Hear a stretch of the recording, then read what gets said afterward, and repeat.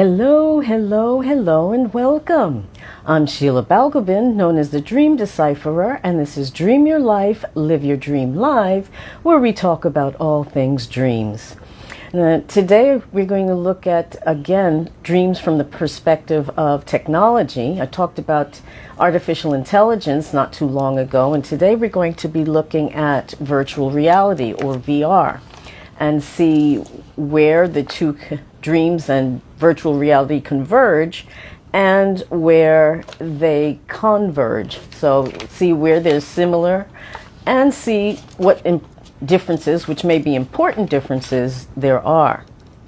Now, a dream can linger in our minds long after we've woken up, just as a virtual reality experience can do. So there may be an intermingling of these two realities, but they're not equivalent to one another.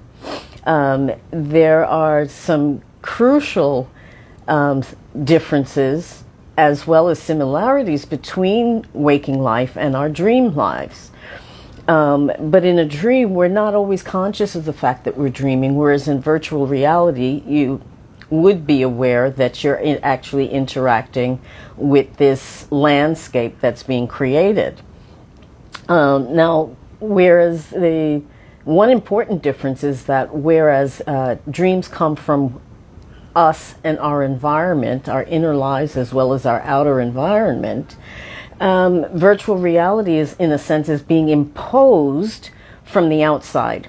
So it's good at imitating reality as dreams are, but it's not organic, I guess is what I'm saying. So because a dream, remember, rises out of our own psyche, our own experience, the people around us, the things we're doing. All of that becomes incorporated into the story that becomes our dreams. Now, the virtual reality, again, like I said, it's almost an imposition from the outside.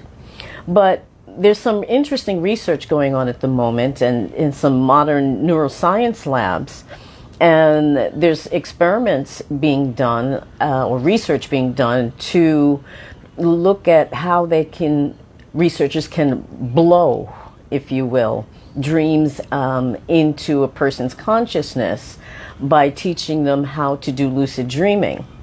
Now, lucid dreaming, just as a quick explanation, is being aware that you're dreaming. You know you're dreaming. And to encourage people to learn how to do lucid dreaming in order to be able to interact with the dream and be able to report back the next day what happened during this interaction in the dream. So, virtual reality, or VR, isn't exactly a dream as such. It is a way to interact with parts of ourselves, if you will, that can lead to transformation and movement in our lives, forward movement. So if the VR can enhance the control that we have over what we're dreaming and how we're dreaming, it's been used for years as a means to be able to teach athletes how to train without actually straining their muscles, to teach surgeons how to do particular procedures, soldiers being taught how to be better soldiers by using VR. So the applications of it has been phenomenal in that sense, that VR has been a part of our lives and teaching people around the world in all kinds of places with great success, I guess I should say. But it can help with rescripting nightmares, particularly for adults or children who suffer with nightmares. So it can be a very useful tool to be able to affect change and transformation in people's lives.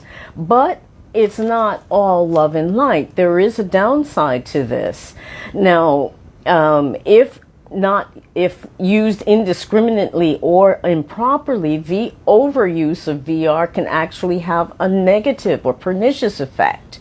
And what that means is that the person kind of falls into the fantasy and can't come back out. And what that reminds me of, oh, well, yes, if your dream is giving you the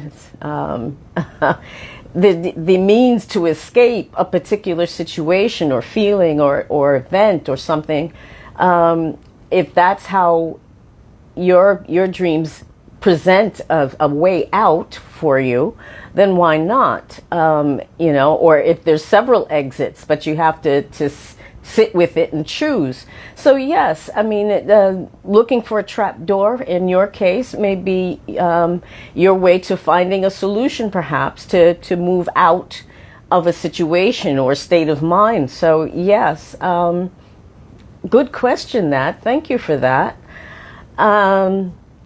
So we're saying that there's some very useful things that can happen with virtual reality.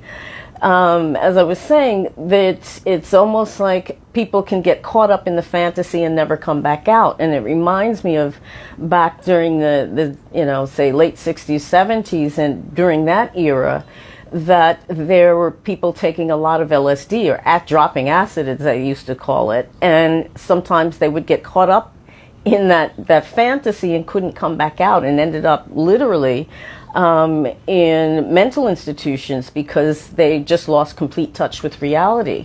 So there is that danger there. Too much of a good thing can just be too much of a good thing, but it can be very helpful in a therapeutic sense to help people to get over PTSD, post-traumatic stress disorder, or frequent nightmares, for whether they're talking about adults or children.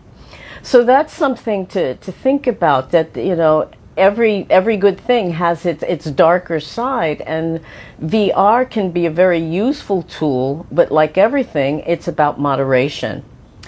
Thank you so much for watching and listening. Have a great rest of the day, and I'll see you again soon. Take care. Bye-bye. Yes, it is good to have a happy place, but not live there. Very, very true. But you can create that for yourself, actually. And that's where lucid dreaming, or VR in this case, can be helpful to help rewrite the script. You don't like the script? Change it. Take care. Bye-bye.